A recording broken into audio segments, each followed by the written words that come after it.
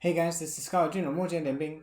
So I have my shield here today, and we're going to be taking another look at the Jixiao 八势, or the 8 rattan shield postures from Qi Jiguang's Jixiao Xinshu, or his military effectiveness treatise.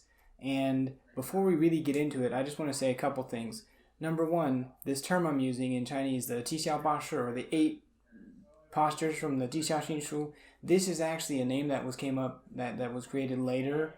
After, it's not the name that Qi Jiguang gave to the system, but I'm using it because it's a really easy catch-all. Just to say, Jixiao 八势is much easier than just saying much longer phrase. Number two, this video is my interpretation of these techniques and this posture in particular. And if you have some counter evidence and you want to provide that in some way, either through a written response or a blog or a video or anything, I'd love to have a discussion about that. But this is just what I feel the text is talking about, and to the best of my interpretive ability. Number three, I just want to clear up a few things about the language right now and kind of give a base rough translation of the text itself. The first thing is that the name of this first posture is called the 开斋仪式, which means like the opening or the untying the robe stance, where you're kind of stretching out your shoulders, is how I would think of it. And it also goes by the 起手式, where you're raising your hand up above your head. That's literally raising hand stance. That's what it's called. Now, this word stance or posture, which is called 势 in Chinese, there's a problem here where it's not really like a guard in Western fencing, and it's not really like a kamae in Japanese kenjutsu or anything. It's many of these 势 are actually describing something as a process, and the image that you see is sometimes at the beginning of this process, or sometimes at the end of the process, and sometimes it's right in the middle of the process. And we'll see what I mean by that later as we get on to other 势. But for this first one, it's actually pretty transitory in my interpretation. Now, the first thing that this text says is 照高管下, which means look above, but 管下, pay attention to what's below, because you're pretty upright in this stance, and the shield is not covering your legs. So you have to be careful not to get struck or stabbed in the legs. Now after that it says 横行直进, which means it can move, forward and backwards as well as laterally somewhat. Now in a formation, I wouldn't advocate for moving laterally very much, and especially not circling around or anything.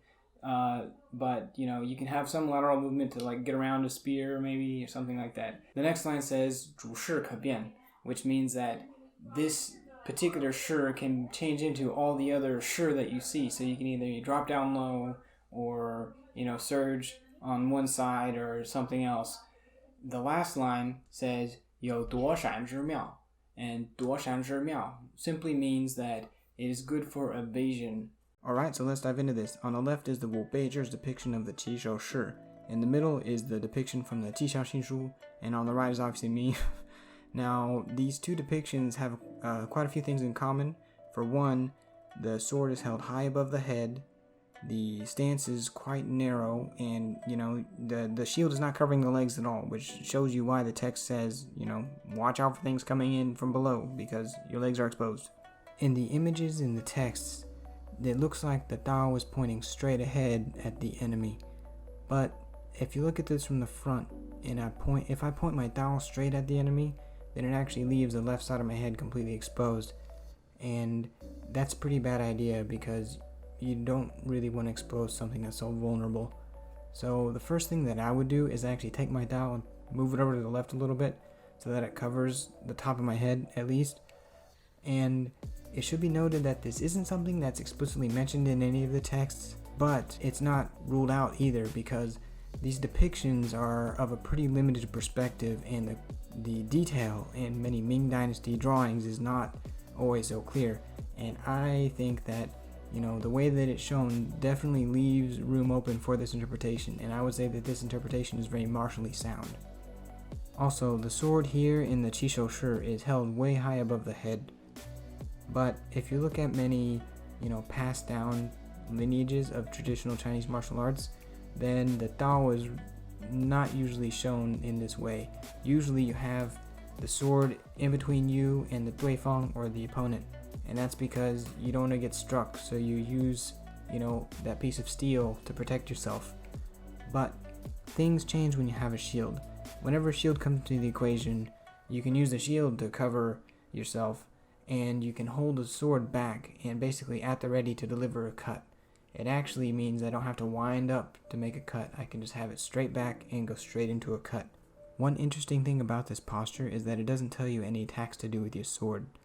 Here you can just see me doing something that's kind of similar to the next stance in the Jixiao Bashi, but the main thing is that you have your sword up high and it can be used to do all kinds of things, 主事可变.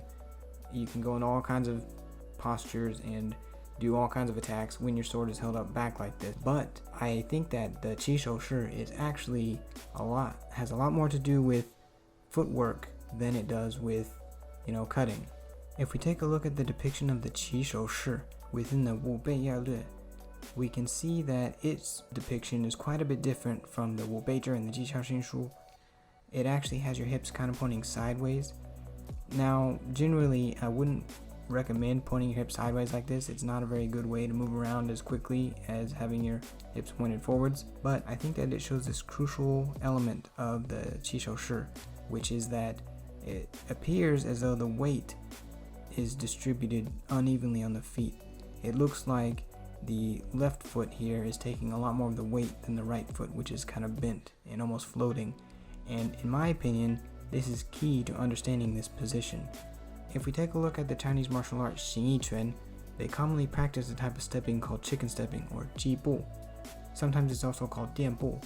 On the surface, a chicken step looks just like a passing step, but it kind of contains this hidden idea where whenever your trailing foot is coming up and becomes almost parallel to your lead foot, you can use that lead foot that your weight is on to push off in a different direction than you initially started traveling. So you can theoretically go any direction on your right side, and if you want to change to going off on your left side, then you simply plant your foot and then push off that new foot and go in a different direction. Now, Xingyiquan is not the only Chinese martial art that practices this. I definitely don't think that Qi Jiguang was writing about, Xingyiquan chicken stepping whenever he's writing this manual, but I do think that that chicken stepping kind of shows this principle of, bringing your feet in together so you can change directions. Alright everybody, that's it for this video. Thank you all for watching. Please subscribe and don't forget to stay sharp.